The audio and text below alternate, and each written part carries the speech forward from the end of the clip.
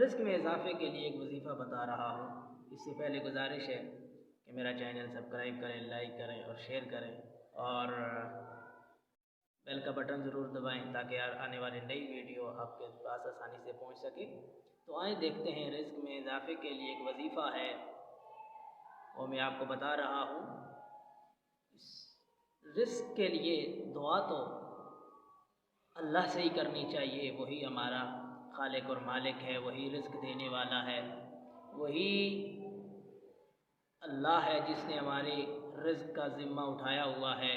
ہم جہاں بھی ہیں جو ہمارے نصیب میں، ہمارے مقدر میں لکھا ہوا ہے، وہ ہمیں مل کر ہی رہنا ہے۔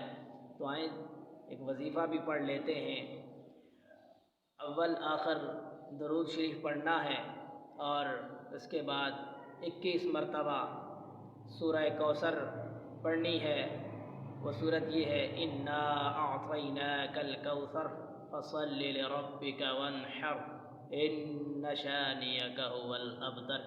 یہ سورہ مبارکہ ہے، یہ سب سے چھوٹی صورت ہے، قرآن مجید کے آخری پارہ میں آپ کو مل جائے گی، اور عموماً ہر شخص کو یہ صورت یاد بھی ہوتی ہے۔ تو آپ صبح کی نماز کے بعد یہ صورت پڑھیں، اول آخر درود پڑھیں، اور 21 مرتبہ یہ سورہ مبارکہ کی تلاوت کریں، اور ہر روز مغرب کی نماز کے بعد اول آخر درود شریف پڑھیں، اور 21 مرتبہ یہ سورہ مبارکہ سورہ کوثر اس کی آپ تلاوت کریں۔ اللہ تعالیٰ آپ کے رزق میں اضافہ فرمائے گا، غیب کے خزانوں سے آپ کو اللہ تعالیٰ رزق عطا فرمائے گا۔